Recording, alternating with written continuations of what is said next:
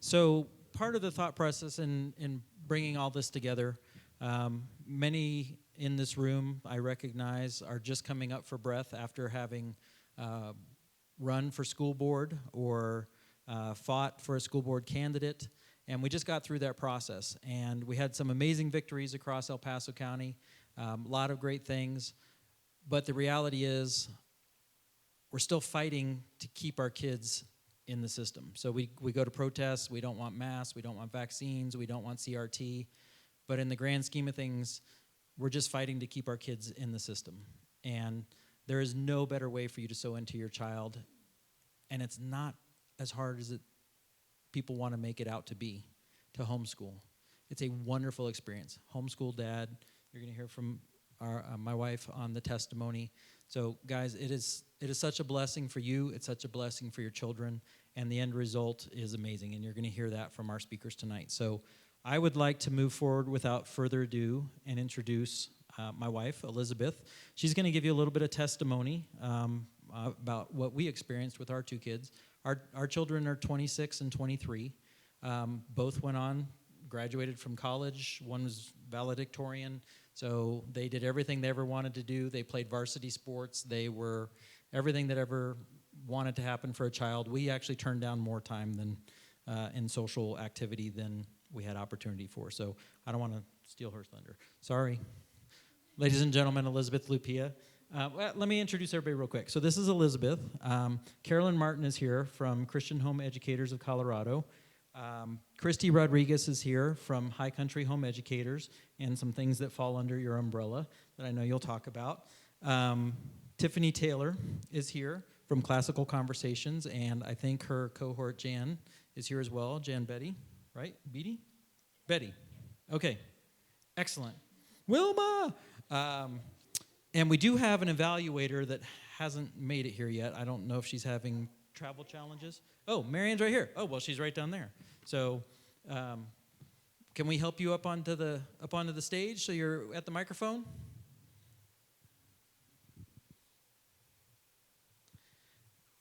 Awesome. We're so glad you're here. And then Emily Oren is here from Hillsdale College. Many of you are probably familiar with that name. She is an alumnus from there and is going to share some great things that they have available as well. And then we'll spend a little bit of time talking about HSLDA, which is the Homeschool Legal Defense Association. They don't have a representative here, but we want to talk to that. And then we do have some information out there for some other organizations that we're not able to have representatives here. They're literally across the country, but we'll give you that information as well. So with that, we'll go through here, and then we'll have question and answer at the end. So, my love, I will hand it to you to get it started. Hello, good evening, everybody. So glad that you are here. Peter told you a little bit about our story. We're former homeschool parents, and we just wanted to talk to you a little bit about how simple and the freeing aspect of what homeschool is. So to give you a little background on our story, we've gone through private school, public school, charter school, and in 2007, God planted the seed of homeschooling. And I started looking at it, and I got so overwhelmed by everything that was out there, all the options and availabilities, I just kind of left it. And we continued with the craziness with school. We continued with all the stress, with all the activities, with the having no family time. We had more stress. We had to fight with the teachers. We were dealing with the homosexual agendas that they were pushing. We were dealing with the Marxist agendas they were pushing. At night, we would have to deprogram our kids. When they would tell us what they learned, we're saying, what? No. We had to completely deprogram them and tell them why and teach them the proper ways. And we had more stress. I've mentioned that 3 times. We had bullying from students and teachers, bullying our kids. And finally, in 2008, we just said, that's enough. We're done. We cannot continue to go on this same path. This is so destructive to our family, to our kids, and we saw what that was going to happen, what was that was going to do in the future. And Jared, if you could do the first slide, please. So at the time, I was attending High Country's support group, and when a big issue happened at school, I was talking to one of the ladies, and I was so upset, and she says, why don't you homeschool them? And I said, I'm not ready. And she said, why not? And I said, well, I don't have my little room set up and my books and my maps. And she said, oh, you're going to school home. Wait, what? She said, that's not homeschooling. I said, well, apparently there's a difference. So we had a good laugh, and she taught me, she said, you know, you need to have fun. There's freedom in homeschooling. Don't do what you're doing in school and just bring it home. Homeschool your kids. So that was a huge breakthrough. The first thing we did is we had to have a letter of intent. So here's a copy if you wanted to take a picture of it. This is what you need to supply to your district that you're in. And here in Colorado, you can claim any district, any school district that you want as kind of your home district. We chose to do our own district, District 3, because that's where we were. Our kids were involved. 12, sorry, I'm thinking school council. Our kids played sports and they were involved, so we could continue and do that. So the only thing we had to supply was this letter of intent.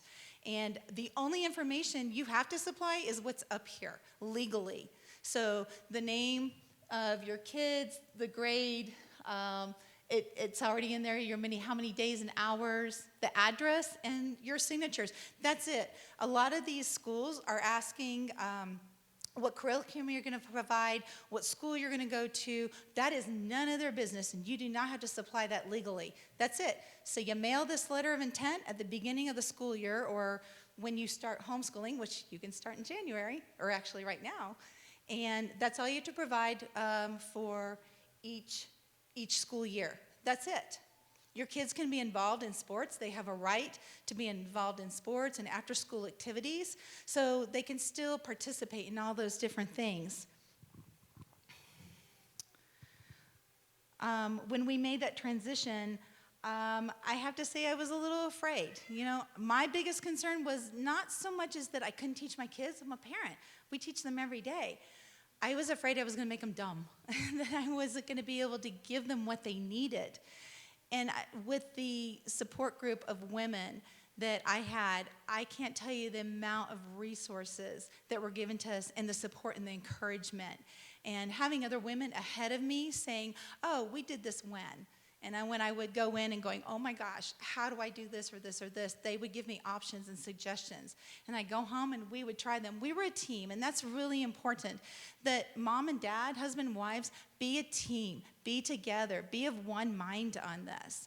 And it's not easy. Anything good is never easy, but it's simple.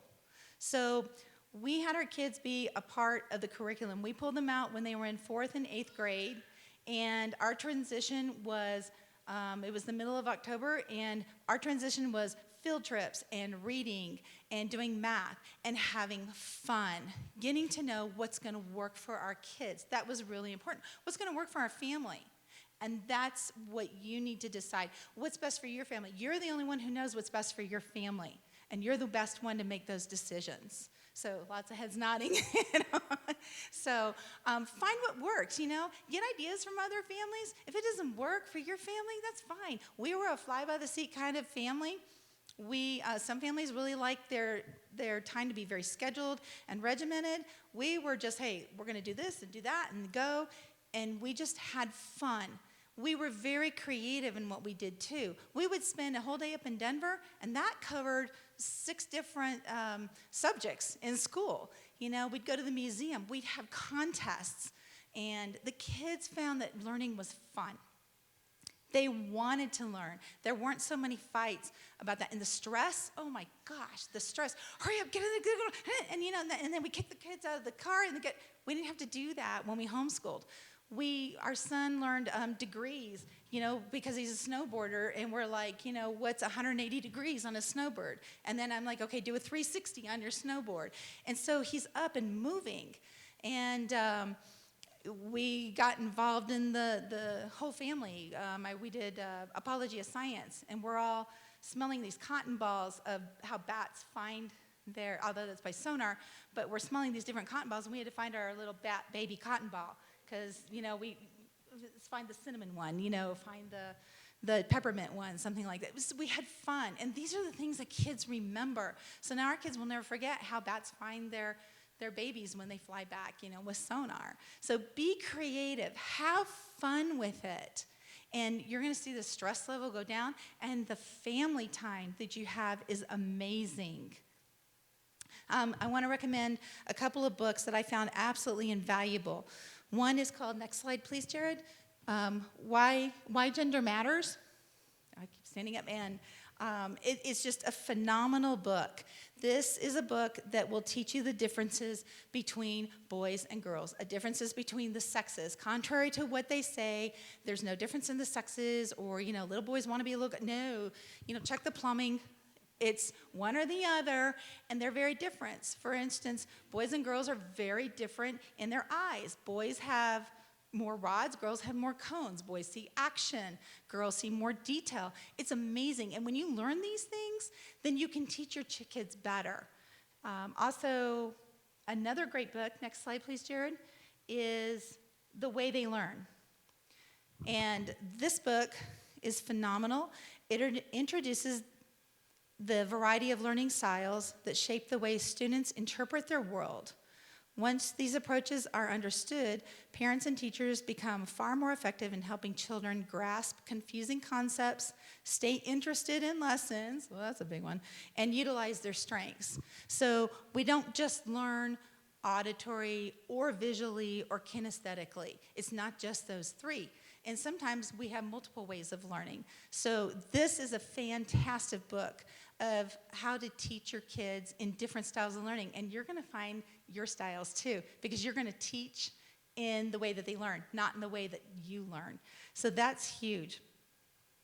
I want to also let you know, next slide please. These are a list of colleges that do not take federal funding.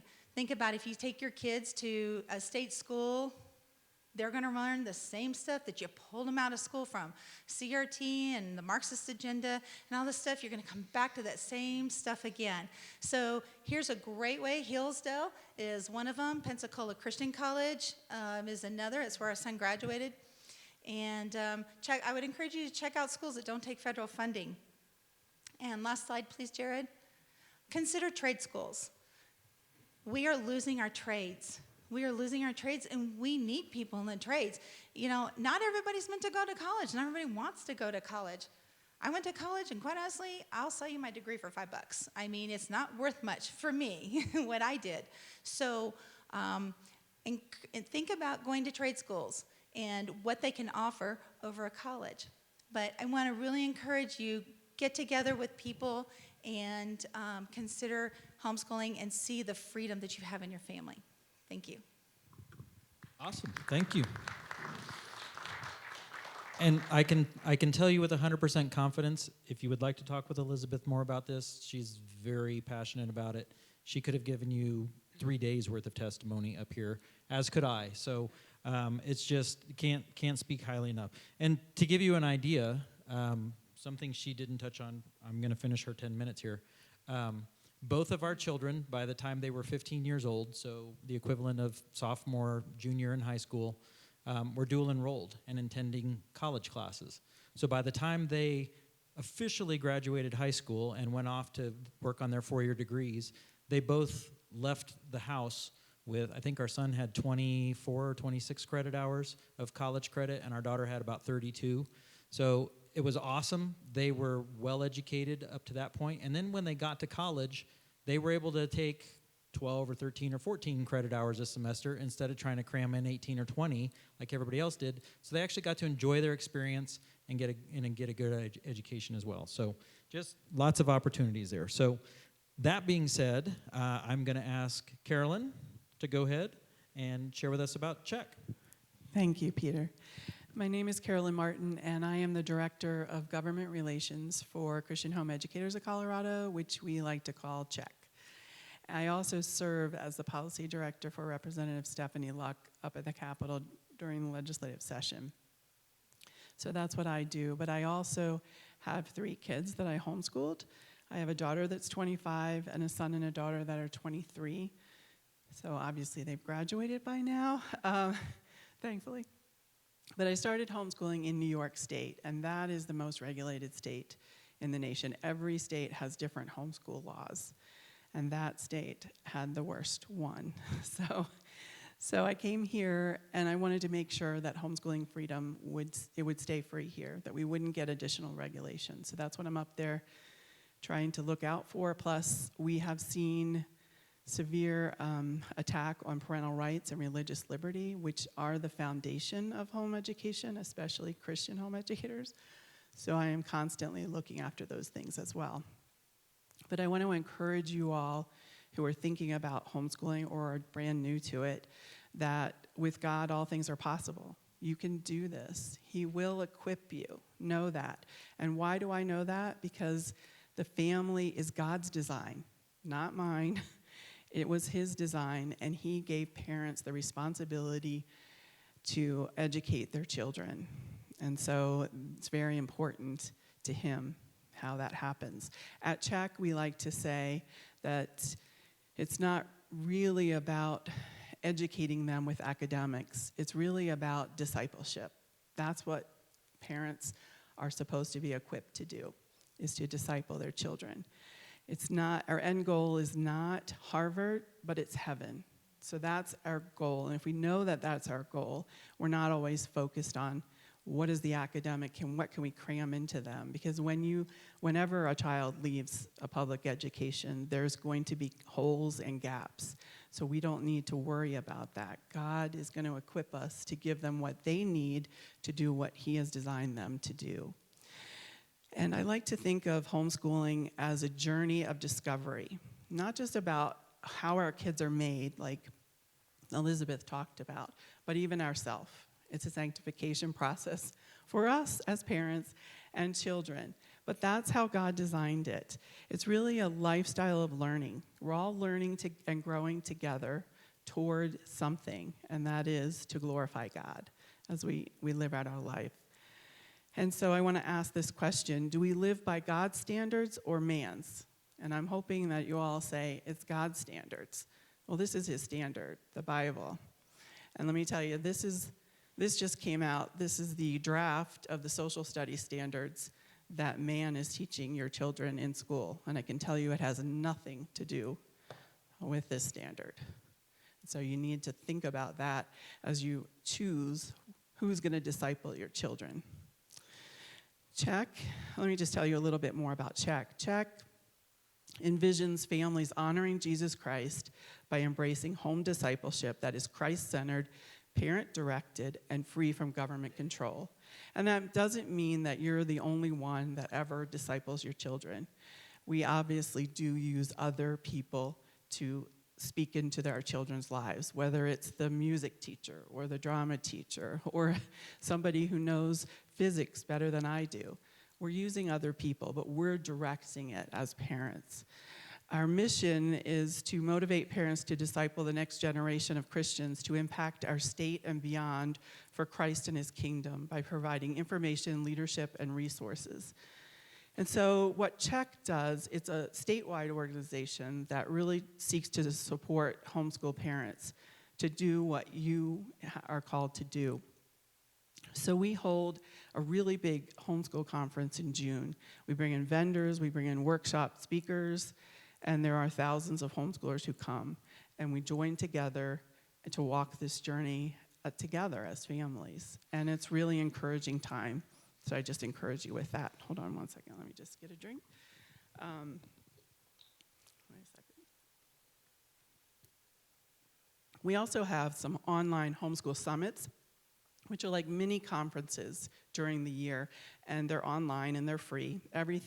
Pretty much everything we do is free. Some things like the conference we do charge for some events. But a lot of the things we have, you can have for free because we really want to help you in this journey. We also have homeschool introductory workshops.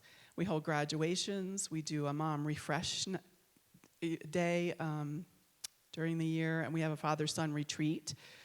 And then there are some events we do at the Capitol, which I'm involved with, which are Meet Your Legislator Day in February, where we try to get people to come up and talk to their legislators, and then the Homeschool Day at the Capitol, where we try to show how many homeschoolers there are in the state of Colorado.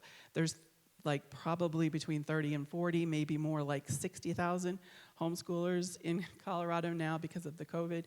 But if we can get those numbers of people, we probably get maybe 1,500 of those people to come to the Capitol. But if we can show those legislators, hey, we are a force to be reckoned with, they do kind of back off, and we do it every year to really support those legislators who support us, but also to show the others that we are here. So those are some of the things that we do. You are welcome to call our office and ask questions, and they're really good about getting back with you. It might not be immediate, but they do get back to you with any kind of questions you have or emails that you want to send them. If you go to check.org/new, you'll find a newcomers packet that you can get there. That is really helpful. Just real quickly, I wanted to let you know there are 3 different ways that you can homeschool in Colorado. One of them is if you're a teacher. Are there any teachers, certified licensed teachers here? Okay, well, yes, I noticed, I recognize some out there. Okay, so if you're a teacher, you don't need to do anything to homeschool because the state says, oh, that's nice, we've certified you, you're good to go. So you're good to do anything. And then Elizabeth mentioned the notice of intent. That's if you follow the homeschool law. You can send your notice of intent to a school district, anyone, like she mentioned, and keep certain records. And I have all this information out at my table. Keep certain records and test and evaluate every other year. That's the homeschool law. There's another option, and that is to enroll in an independent school, which is really under the private school law.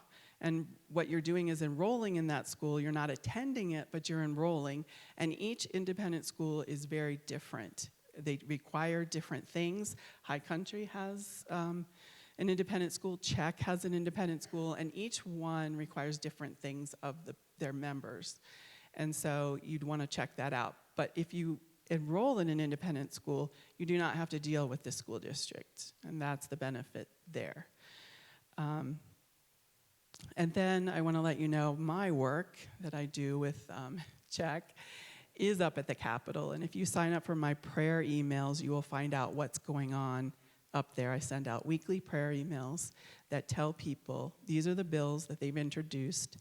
These are the actions you can take if you want to either support or oppose it. And keep you up to date on what Check's doing as far as up at the Capitol. And that you can sign up there at check.org/freedom and check that out. We also have this update magazine. I have some out there on my table.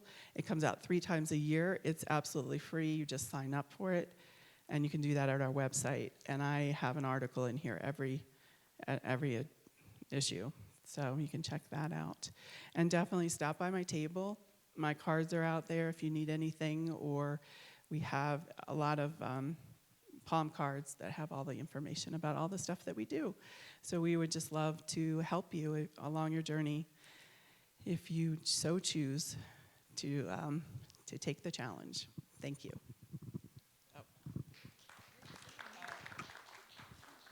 Thank you, Carolyn. So Carolyn way undersold the Czech Homeschool Conference that happens in June. So when she said we bring in some vendors and host some classes, we're talking about a convention center size place full of hundreds of vendors with all kinds of curriculum for everybody from K through 12. We're talking speakers that you would know come in nationally and teach on things. If your kid is really good at English, let's learn how to develop them into a writer. If your kid is good in X, Y, Z, and these are nationally known educator type people. So you undersold that by way too much, but it's a great opportunity, and we win every year, but great opportunity as you're getting started to let your kids go and see things and pick out the things that they want. You can buy a curriculum package, or you can do an eclectic mix and buy bits and pieces. So All kinds of great opportunity there. But Carolyn, thank you very much. And I would encourage you definitely to get on Carolyn's prayer list. As we all know around the country, the environment of public school and the unions and educators is not super friendly to parents right now, and it's getting less friendly for homeschooling. And so it's a great way to keep up with the legislature here and what they're trying to do to affect some change. Colorado's probably one of, if not the most, one of the most homeschool friendly in the country, up in the top, has been, but that's being eroded away bit by bit by bit by bit by little piece. So we all have to stand and fight for that because it's an important right that we need to maintain. So thank you, Carolyn. I appreciate that. Christy, High Country Home Educators, and hopefully you'll address some of the other stuff I know that falls under your umbrella, but thank you. Awesome. Is it okay if I come down on the floor? Is that okay? I feel a little more comfortable being closer to you guys. It's a little more personal. How are you this evening? I'm so honored to be here with all of you. My name is Christy Rodriguez, and I am the class director for High Country Home Educators. I'm going to tell you a little bit about our 3 branches of our ministry. But first, I just want to give a little bit of a personal testimony. I started homeschooling 11 years ago. I have 4 amazing kiddos. And when I first started homeschooling, I thought God had picked the wrong person. I was kind of like Gideon, you know, like he's like, hey, mighty man of valor, and he's like, who? You know? And I was so full of insecurity and fear. I felt completely inadequate. I was confident that if God trusted me with this, I was going to mess it up, or better yet, mess up my kids. But I knew in my heart that it was what God was calling me to do. And I can tell you right now that when you step out in faith and obedience, man, God will meet you in that place, and he will show up and give you every bit of enabling grace that you need in that season. 11 years of homeschooling, and I have not ever once, one single day, I have never found God's grace to be insufficient. He has showed up, and homeschooling has been one of the best and most rewarding decisions our family has ever made. So I just wanted to encourage you, if you're in this place tonight and you're thinking about taking that leap of faith, do it. I promise you will not regret it. God will meet you there, and he will provide every resource, every finance, every bit of grace, every bit of wisdom, every bit of strategy that you need. Amen? So let me tell you a little bit about High Country, because that's why I'm really here. High Country started in 1997 when 5 homeschool families got together to do some PE and Spanish. And they had no idea at that time that High Country would transform into the ministry that it is today. Fast forward 24 years, and High Country is now the largest self-sustained ministry of New Life Church. And over the 24 years that we have been ministering to homeschool families, we have developed 3 branches to basically meet the needs of the families in our homeschool community. So those 3 branches are our Enrichment Classes, the support group, and our Christian Academy. I'm going to tell you a little bit about each of those. Can you have the next slide? Thank you. This is just a very brief overview of some of the enrichment classes that we offer. We offer enrichment classes on Tuesdays and Wednesdays from 9 to 3 o'clock. Each day, we offer 2 12-week semesters, one in the fall and one coming up starting in February for our spring semester. We have a variety of classes. And as they're labeled, they are enrichment classes. They're not designed to take away from or take place of the curriculum that you're doing at home. They're designed to be an enrichment part of your homeschool, with the exception of some of our homeschool or our high school level classes, which do offer some credited classes, like a full credit for chemistry or biology, those kinds of things.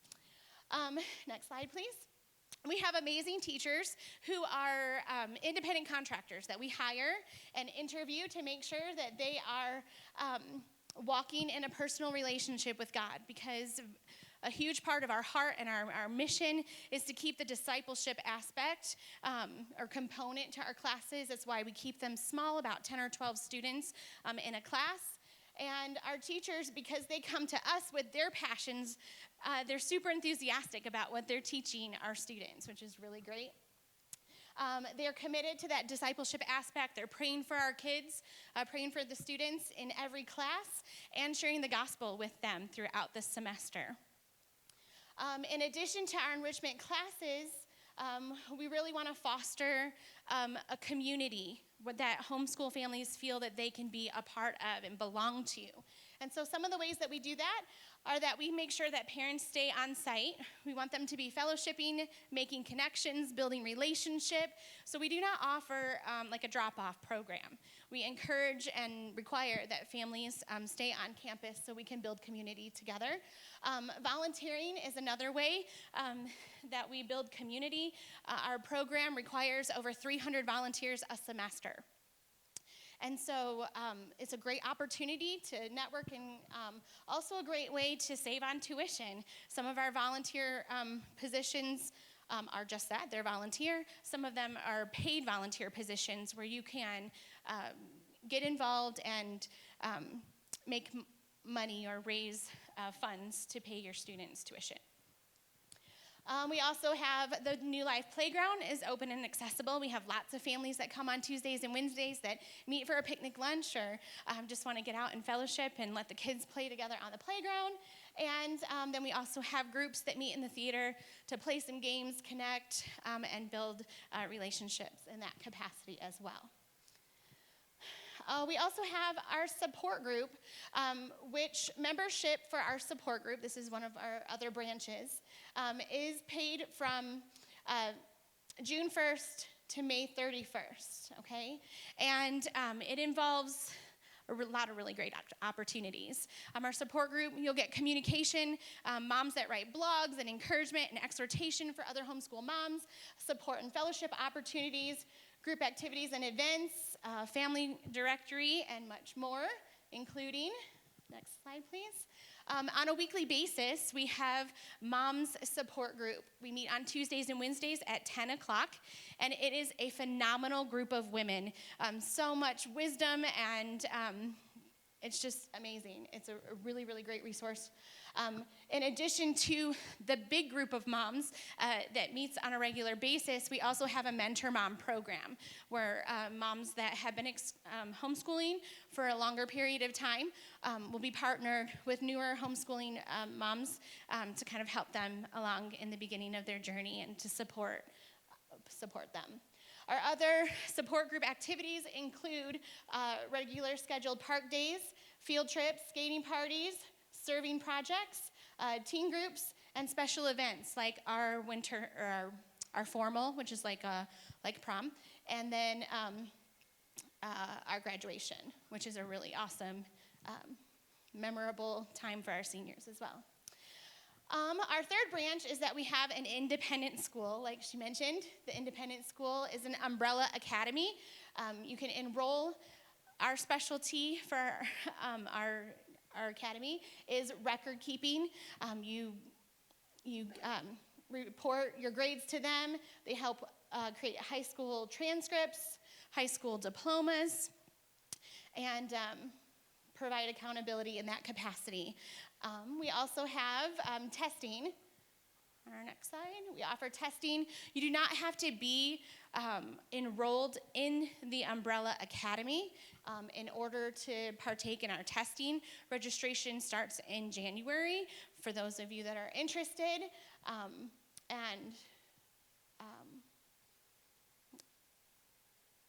lost my train of thought, sorry.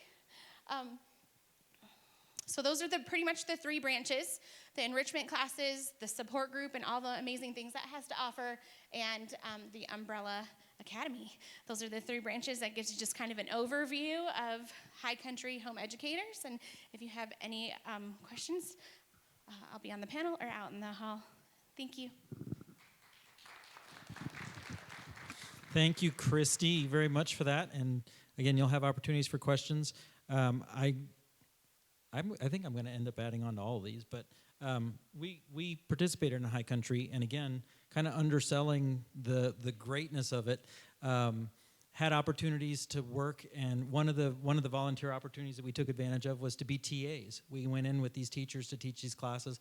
I got to be a TA in a Greek mythology class, And so there was a young man teaching it who was only in his early 20s, and my job was to help him run the class, but also kind of be a mentor and make sure we related everything back to the Bible and how that is, because that's a part of what High Country is. It's about doing that. So there was very good correlations that we were able to make there, but just opportunities. I was the guy that used to go around the hallway, and I had a book of questions, and the high school kids would see me coming, and initially they would scatter, but then I started giving them candy. And they would come to me every day, what's our question, what's our question, what's our question?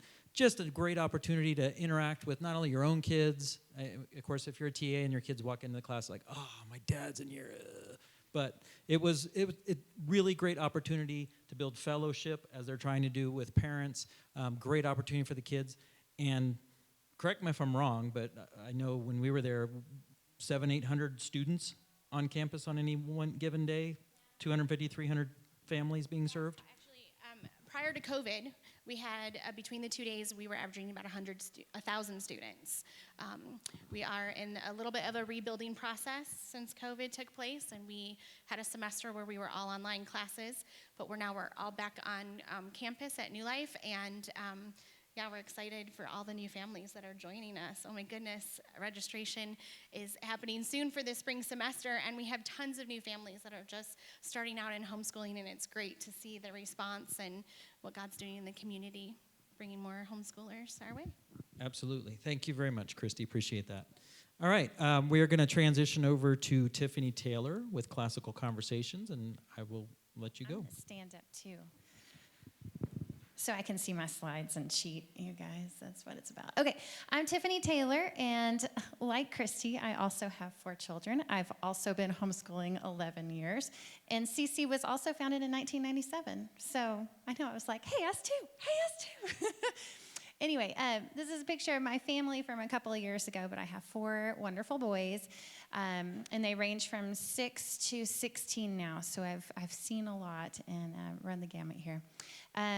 I am a homeschool mom, and today I am here as a support representative for Classical Conversations, and I want to tell you all about that. So let's go to the next slide. All right, so Classical Conversations, we have 3 main tenets. We are classical, we are Christian, and we do this in community. All right, and we have programs for ages 4 through 12th grade, and we do have opportunities for sophomores through seniors. They can get college credit concurrently. That means they get college credit for the work that they are doing in CC. They don't have to go to another class and learn more things. They get credit for their work that they're doing. All right, so I'm going to tell you about those 3 things. I want to dive into the classical, the Christian, and the community. All right, so classical. I'm going to attempt to explain the classical method in 2 minutes, so just pray for me that I can do that. The classical method focuses on the trivium, which is Latin for 3 ways or 3 roads. And those 3 ways are grammar, dialectic, and rhetoric. Now, the grammar of a thing is the basics, the foundation, the who, the what. So I always like to use an example. If I want to learn how to bake, for example, the basics of that would be like the vocabulary. I would need to know what a bowl is, and a spoon, and flour, white sugar, brown sugar, confectioner's sugar. What are the differences between those 3 sugars, and what happens if I use that one on the wrong recipe? You follow a recipe, you learn how to make things. It's just the basics of a thing, all right? That's the grammar. And then you move to the dialectic, and sometimes you see it known as the logic stage. And the skill of the dialectic is understanding. You're wrestling with ideas. So if I'm using my baking example, and I'm looking at Jen Betty because she's an amazing baker. It's kind of beautiful. With the dialectic, if I am baking, what happens if I use white sugar instead of brown sugar? What happens if I use honey? What's the difference? What if I'm baking for someone who can't have dairy? How can I replace that? What if I'm baking at high altitude? Can I get a collective groan? Like, high altitude baking is hard. And then we move to the rhetoric, okay? We can't just know a thing and knowing it and understanding it. Now we need to apply it. And unfortunately, the word rhetoric has taken a negative connotation in today's world, but at its heart, it is about the skill of persuasion. And our goal as Christians is to persuade others to truth, right? And so The rhetoric is about having enough wisdom to be able to bless others with what you know. If I'm using my baking example, I can bake for others. I can bless them with my skills. I can teach them how to bake. I can teach my children how to make a cake or whatever. So this slide just shows a few of the different, I'm not going to go through all of that, but a little basics of each of those skills. All right, so CC is classical. And then the next slide, we are Christian, unapologetically Christian. We have a biblical worldview in everything that we approach. God is the center of all things, and so we approach him as such. If you look at our modern education in the public school system, it is very student-centered. You know, you would see in a diagram like this, the student would be at the center, and the student goes to a history class, and the student goes to an English class, and they're not really connected, and they certainly don't talk about God, right? But we know that God created all those things. God created logic and reasoning and science, and so when we learn about those things, we give honor to him, and we recognize that he is the author of those things. All right, and the next one, CC, is about community. This is really why I decided to join CC, is because I'm from a family of introverts. We are all introverted, and we were isolated. Like, we just were doing we were doing schooling at home for a few years, and I felt fully confident that I could teach my children, but we were missing out on fellowship. God made us for fellowship. And I just got really convicted one day. The Lord just showed me that we really needed other people to surround us. We need to bless others, and they need to bless us, right? We all pour into each other. So that's what community is about. We meet once per week in these communities. We have 6 different community groups in Colorado Springs, and we're growing like crazy. There's been a big boom in homeschooling, praise the Lord. But right now we have 6 different communities in Colorado Springs, and we are an international organization. CC is everywhere. And very highly military as well, because if you start CC here and then you get orders to move to Georgia or Germany or wherever you are, Okinawa, we have CC communities there. So you can just jump right in to whatever they're doing, okay? It's the same thing all across the world. But these communities, they add a level of accountability. I know when I was doing homeschooling on my own, it's like, oh, kids, you've got a project or a paper due next week. And then it didn't get done. It's like, oh, we'll do it next week. We'll do it. And guess what? It didn't get done, right? But if I say, hey, you have a paper due next week, and everybody in your class is going to be reading that paper together on Tuesday, you're going to present that to the class, they're a little more motivated to do that, right? So it's accountability. And it's fellowship for students and parents. We have Mom's Night Out and Dad's events and field trips and all of those wonderful things that go along with being part of a community. All right, so let me tell you about the programs that CC offers. Like I said, we go from age 4 through 12th grade. So we break that down. Foundations is our program for ages 4 through about 12.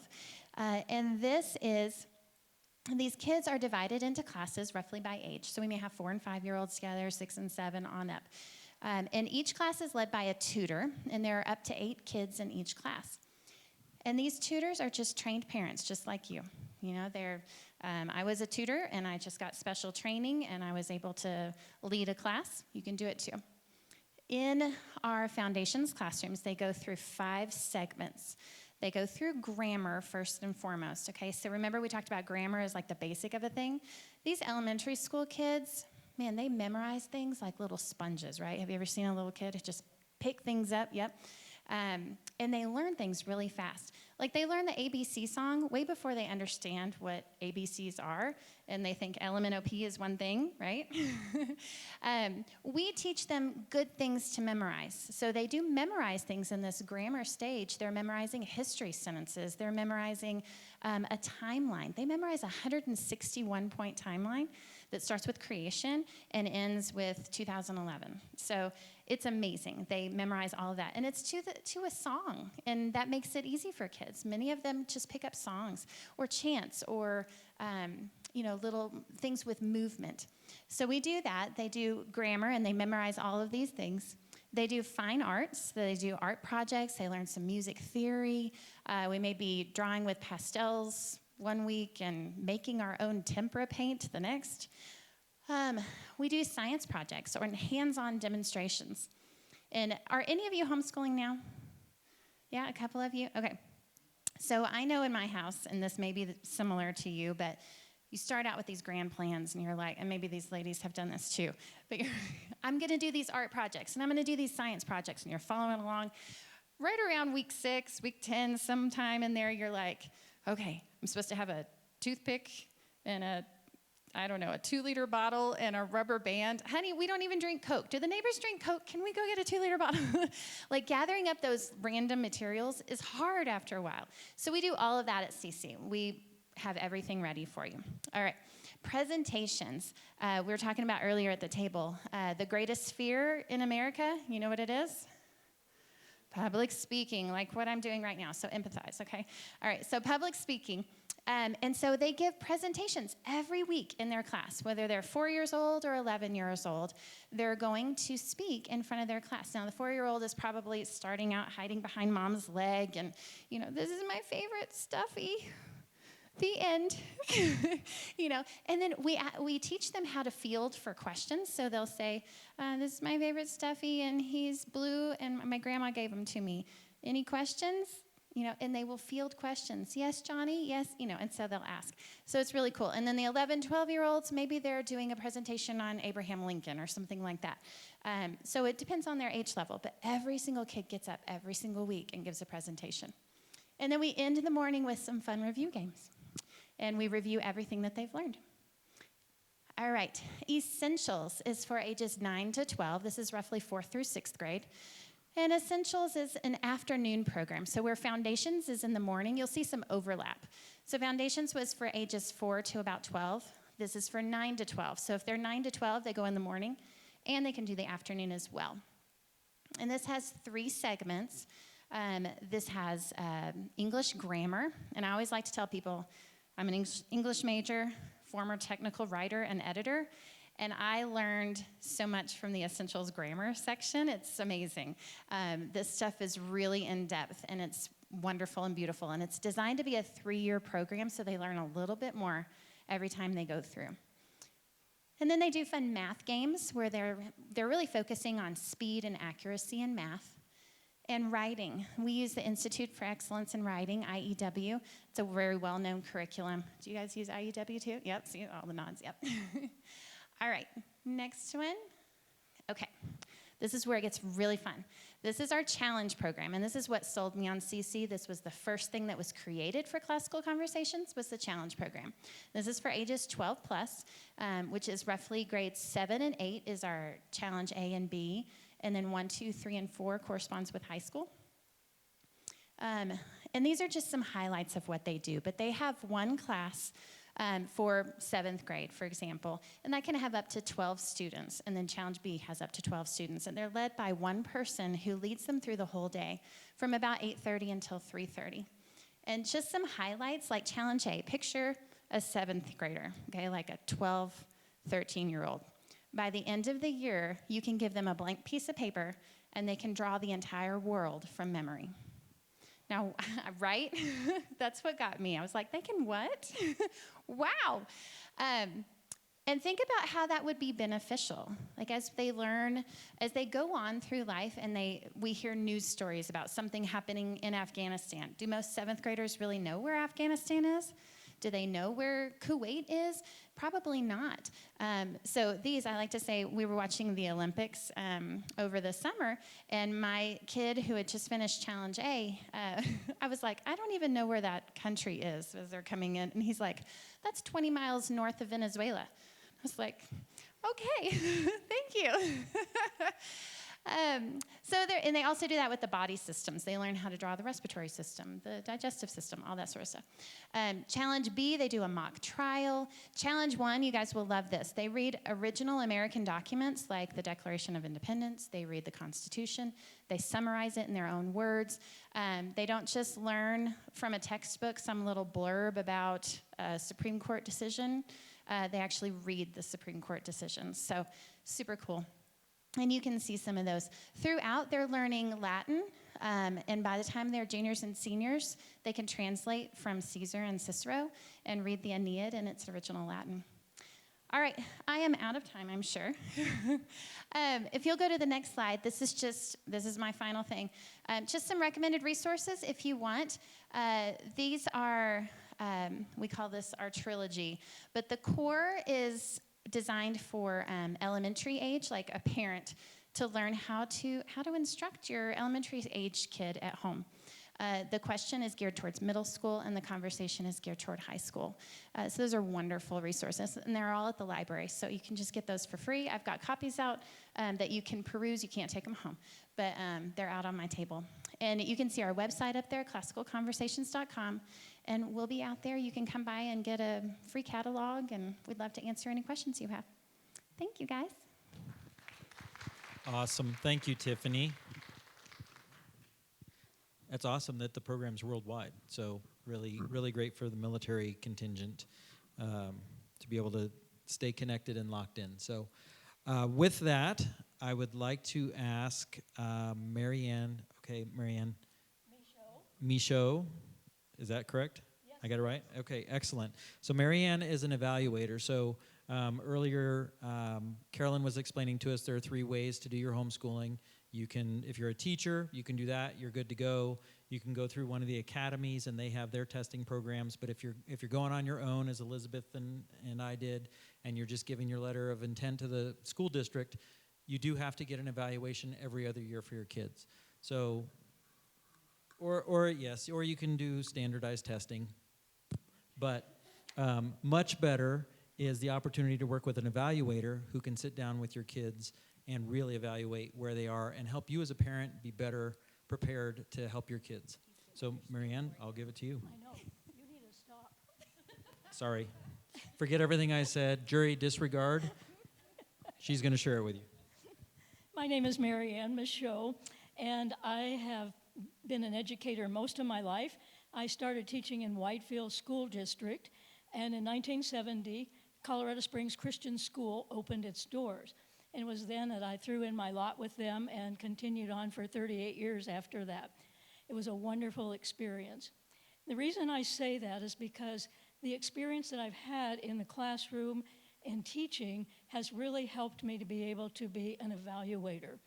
So, that being said, I wanted to preface it with something Mrs. Martin said. The legislature is really responsible for what we do in the homeschooling. And there's been some folks there who have really taken it on to keep homeschooling from being a classroom at home. And so what I would say, what has really helped me, it has become so free in what the parents can do at home, and it's because of these folks who have worked with the legislature and kept them from making these decisions that really bind everything up. So the purpose of an evaluation, I never read it, but here's what I would say. I would say that an evaluation needs to help people be accountable for what they're doing.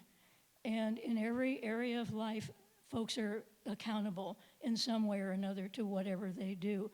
And I think it's really important to help moms keep on track, keep the curriculum going, and having somebody follow up with that really is very helpful to them. Now, what evaluation is not, I am not designed or conscripted by the state to say this, and this is wrong, and you need to straighten it up, and I'm going to send in a certificate to the Congress, and then you're going to get in trouble. It's not that at all.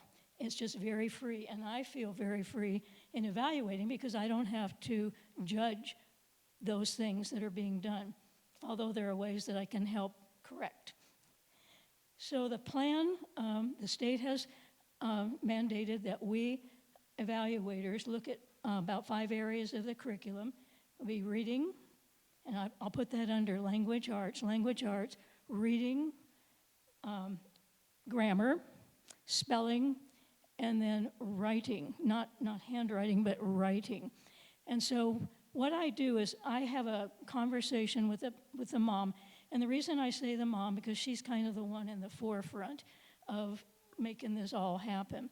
So I have about a 30-minute conversation on the telephone. They often ask me, well, what do I need? I say, nothing.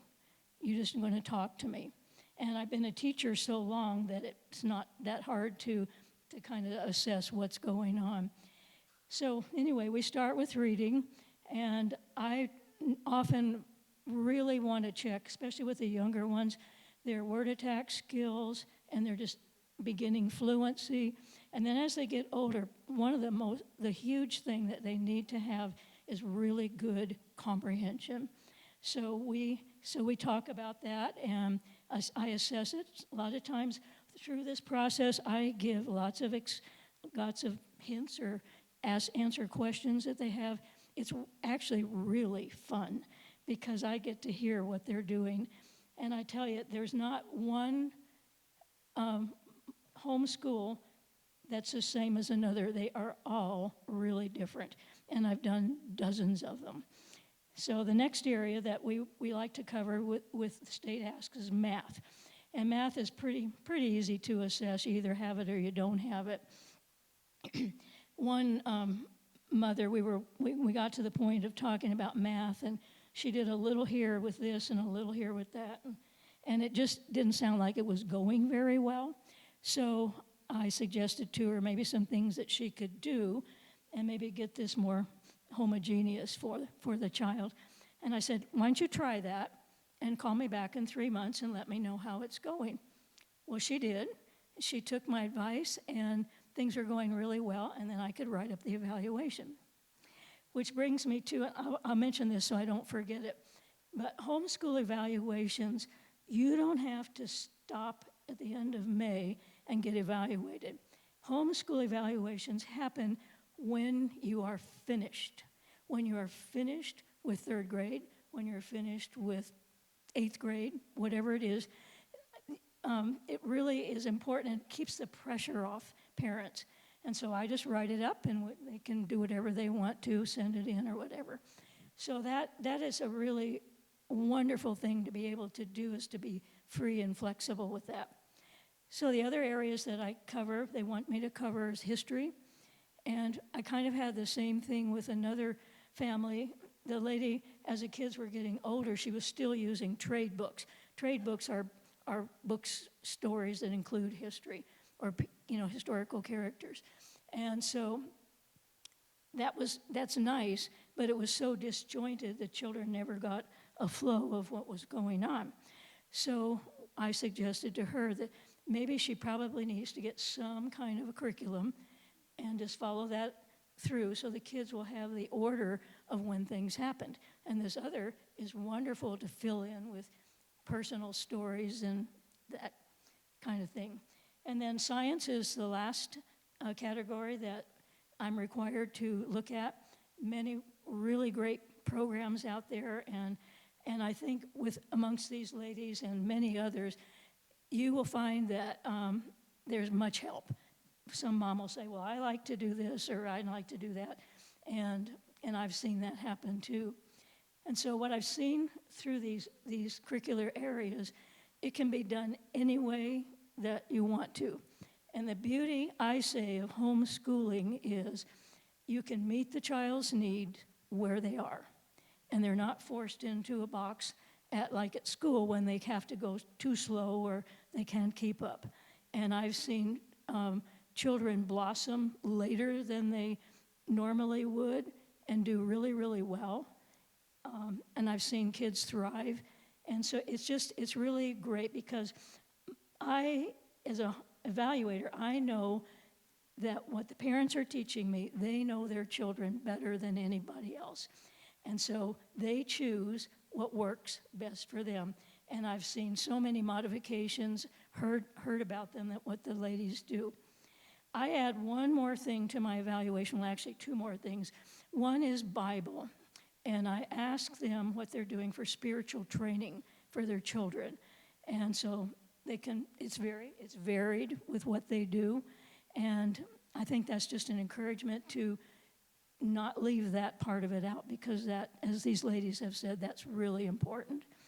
And then the other thing I put in my evaluation is I I just like to check with them and see what they're doing outside of bookwork. And it's amazing. I had one mother I evaluated, and her boys were going to school out east, and it was not going well at all. So she decided to bring them home. She was a world-class horseman, and so they raised horses on their property. And so part of the homeschool that these boys got was horses and just all the ramifications that you would have with horses.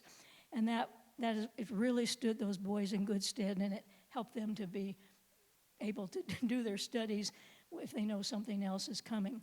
So I do check with that, and I think the things with the arts and gifts that God's given these kids, it's really important to promote those things. I had one lady this last summer, and her little girl was really good at art. She was 3rd grade, and there were pictures all over the house.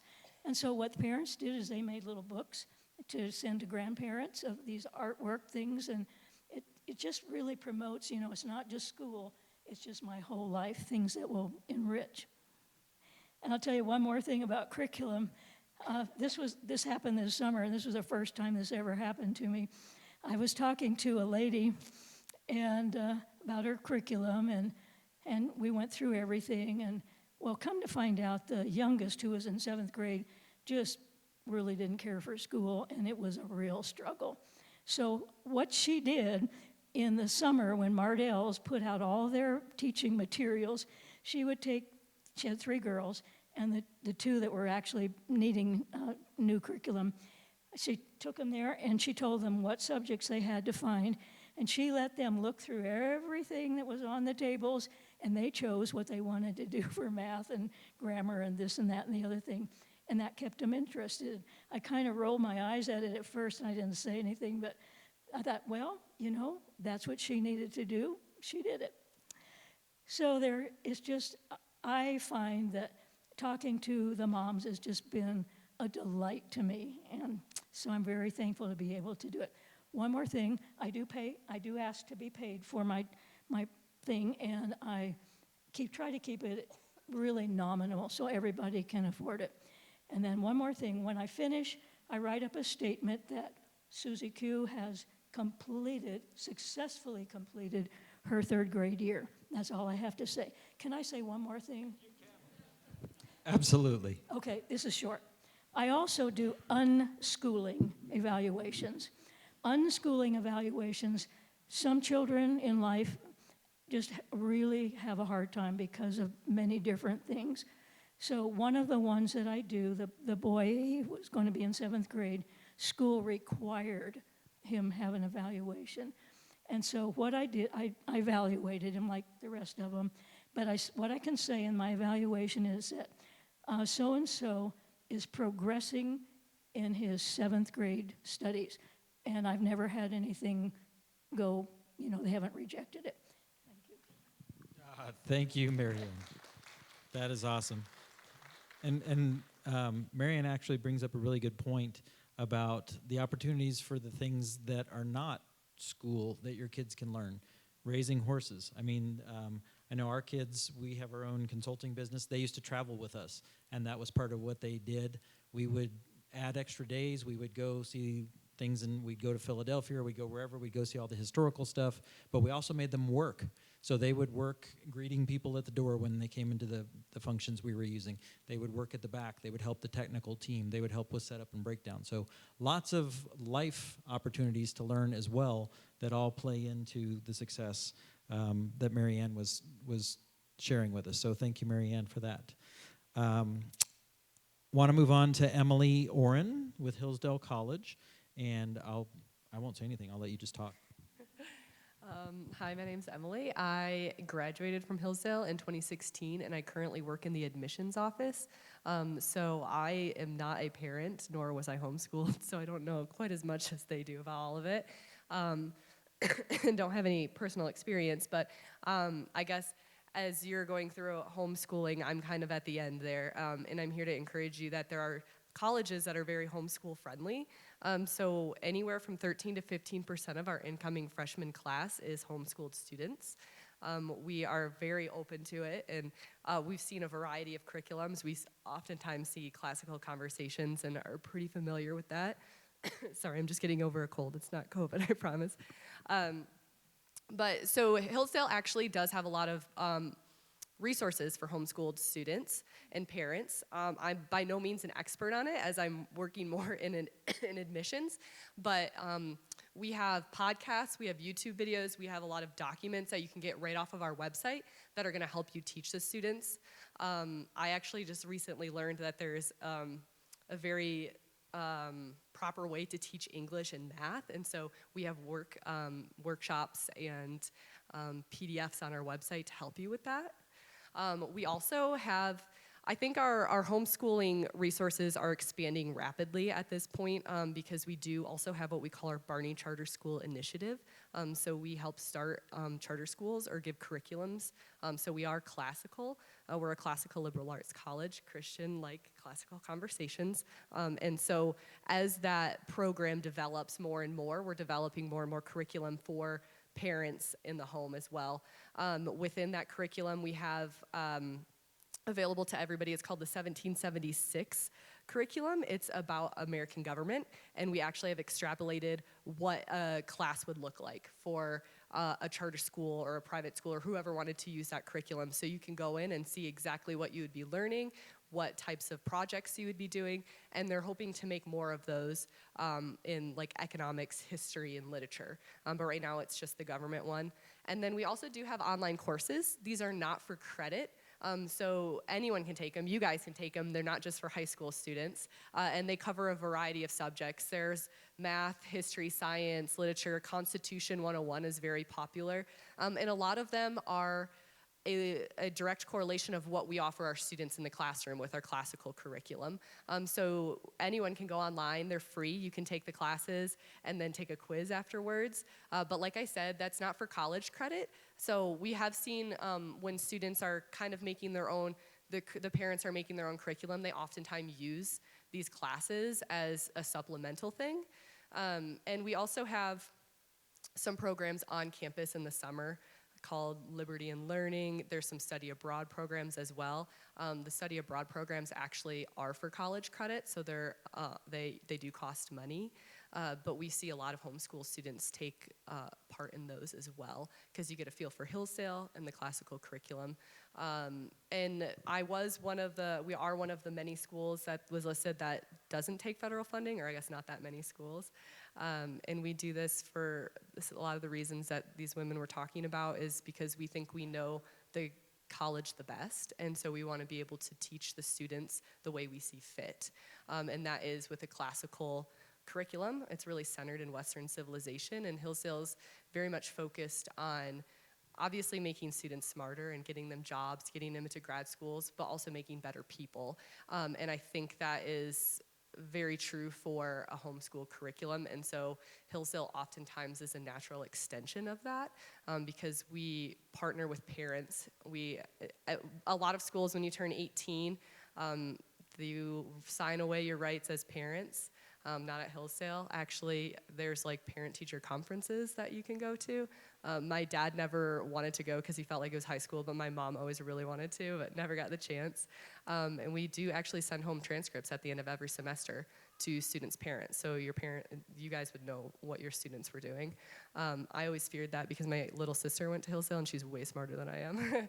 So the transcripts would come in and I'd be like, oh no, Molly did a lot better. But Hillsdale is really committed to helping partner with parents, whether it is homeschooled parents or otherwise. And kind of from my perspective, what I would be looking for, because I am one of the evaluators of an application. So I spoke with a few of you, and I know a lot of you are far off from the college process, but something to start thinking about when your students do want to apply to a college is like, how do I best present myself as a homeschooled student? And so some things that I would look for when I'm looking at an application is a clear curriculum.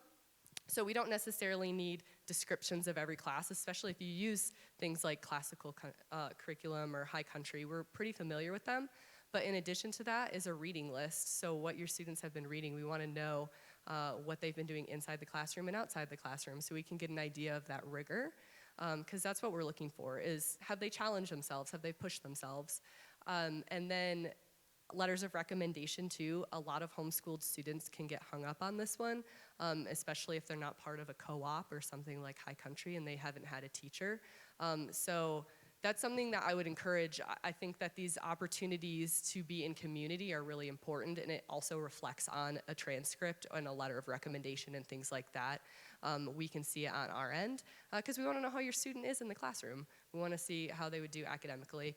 And then being involved, I think co-ops, like they said, are a great way to be involved, or their students were involved in that local high school too, and so we want to see students getting involved in the community as well. So we evaluate homeschool students the same way we evaluate every student, but we certainly are very homeschool friendly, and I know there's a lot of schools out there that are as well, and I would just put a plug in, I guess, for a classical curriculum, because that's what Hillsdale is, so yeah. Oh, one more thing that I just remembered because it's brand new. We do not currently offer dual enrollment courses online, but we are looking to. So that's something that's coming in soon. To be honest, we don't know how soon, so I would say just check back every 6 months. We're starting with a small pool of students and then kind of going from there. So we are hoping to grow our dual enrollment presence so that your students could take Hillsdale classes and get credit for it versus just the online classes. But yeah, that's something to just kind of check back on, especially you with younger students. I think it will be up and rolling by the time you need it. Awesome. Thank you, Emily. And dual enrollment has been mentioned a number of times.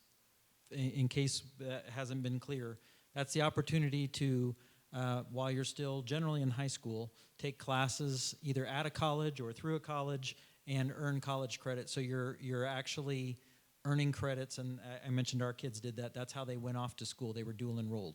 And you're actually, it's pretty cool, real quickly, if you take college level classes, so one semester of college algebra, for instance, is the equivalent of an entire year of math when you're looking at your high school transcript put together.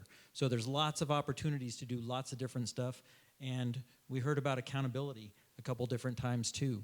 Homeschooling, accountable to mom and dad, but when you get involved with a co-op or classical conversations or dual enrollment, it's really nice to have those other people in authority that your kids have to learn about being responsible and accountable, and et cetera, et cetera. So anyway, thanks again for everybody. So real quickly, I'm going to ask Elizabeth to share just a couple minutes about HSLDA, which is the Homeschool Legal Defense Association. And then I'll bring question and answers real quick. So HSLDA, Homeschool Legal Defense Association, is basically your insurance policy. That's how we looked at it. It's membership based. If you belong to HSLDA, there's information out there on the tables. If CPS comes knocking at your door, if anybody says, or the school district, anybody says, an authority, hey, you're not doing this right, or you're abusing or neglecting your kids because you're homeschooling, which is all a bunch of baloney, your insurance policy is HSLDA. They are your legal defense at a phone call. They will write letters, they will make phone calls, they will sue, they will do everything to protect your rights as a parent to homeschool. I'm so glad we never had to I never had to call HSLDA for that purpose, but there are so many people who have. And they've come out, you can pick up one of the brochures it says membership application. It talks about who they are, why you should join, how else can HSLD help you, and then it gives you stories, what's it cost, what is the membership, and if you belong to to many different co-ops, there's actually a discount that you can join with HSLDA, which is great, it's money saving, but it's your insurance policy that anybody trying to take your kids away or tell you how you should or shouldn't do life or school, they're there for you 100%. They are also just a ton of resources. They have a brochure, You Can Homeschool. That's the title. There's also a brochure on a guide for homeschooling through high school and the best kind of socialization, How many of you have ever heard homeschoolers are weird and they're not socialized?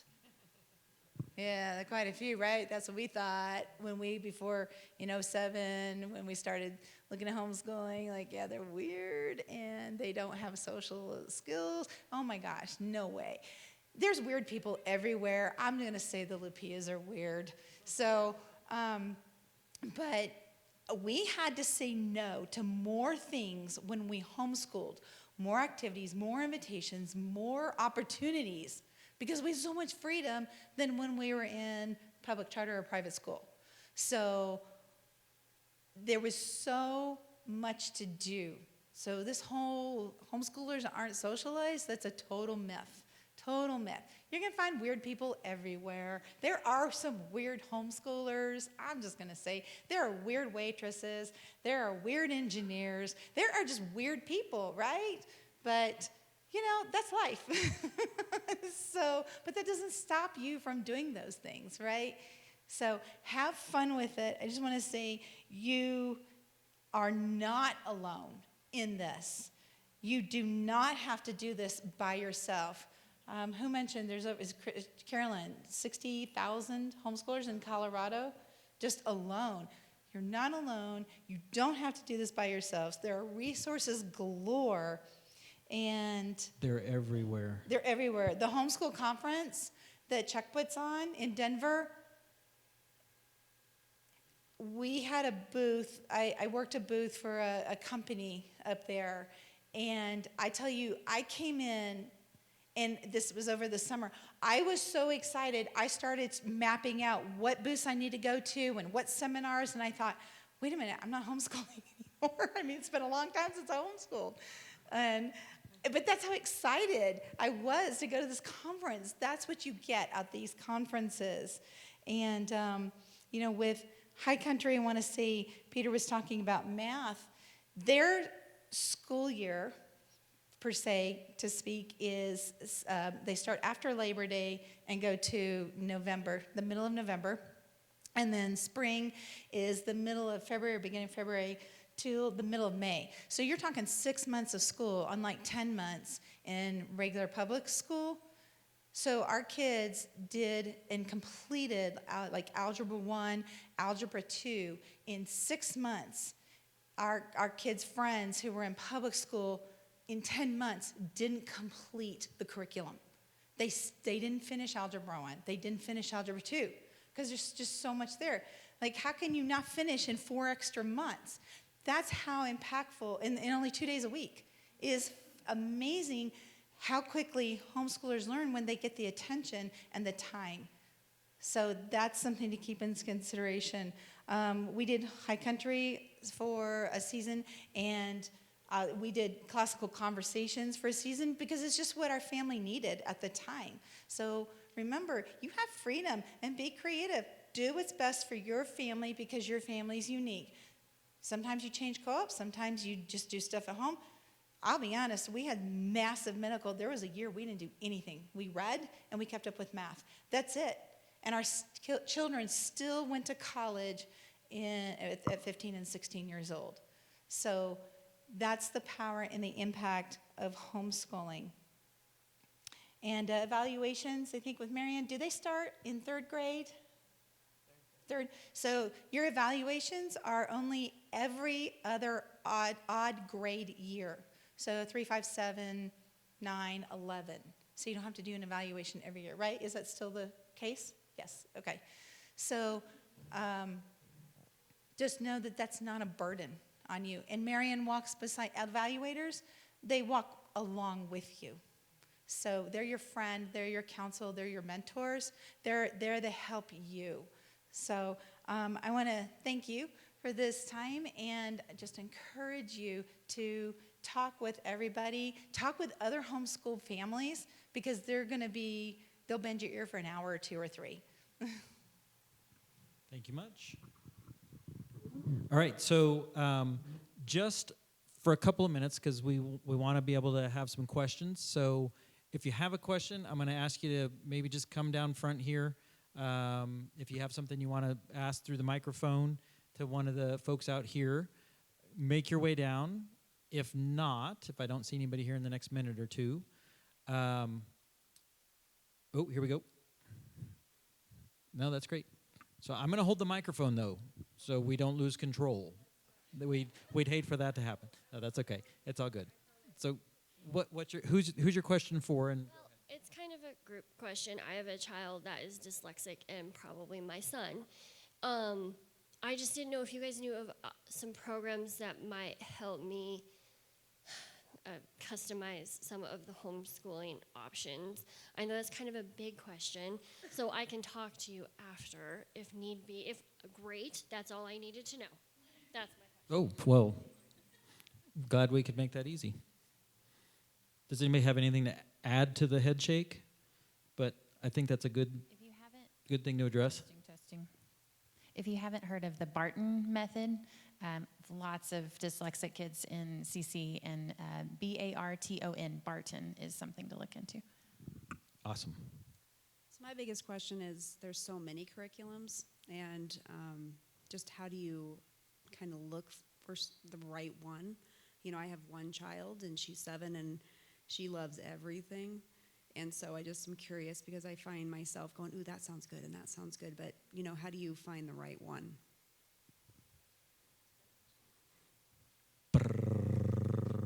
I'll fill that.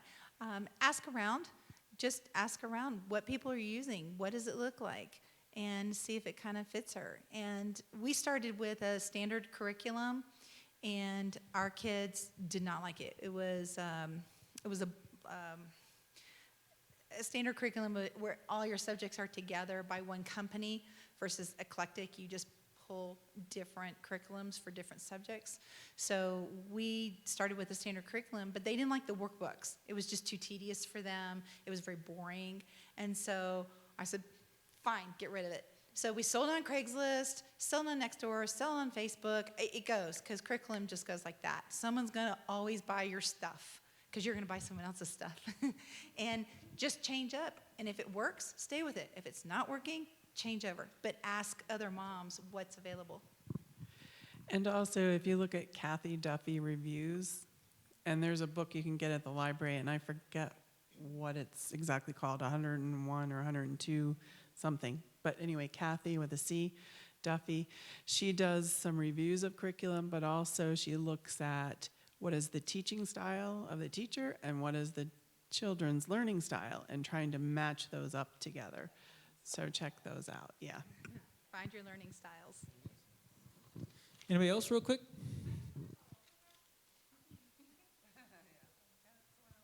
Sorry, if you wanted to see, for classical conversations, for instance, we have open houses that you can come to and attend, and you can see a day in the life of our programs. I'm sure High Country may offer something like that, but we open our doors quite often. We have 6 campuses in the area. I know most of them do once a month. They try to open their doors. So that's an opportunity for you to come and visit and see it in action, meet some of the other moms, and kind of get a better feel for what we can offer. That is awesome. Good piece of information. Anybody else real quick? Yeah. Hi. So also, like, you could kind of narrow it down by asking people and looking at the website and stuff, but I know I just came from Northern Virginia. Like, when you go to when you go to their homeschool conference, you could go to the different areas once you've narrowed it down, because there's going to be a lot, and just look through those booklets. That really helped me too. That is the beauty of that conference. Is every vendor pretty much everywhere, Christian and some not Christian, are all there, but they all fall into biblical principles, and you can go put hands on. So with that, I'm going to ask all of you to stay seated for just a moment. I'm going to excuse our panelists. Thank you very much, and let you guys get out to your tables.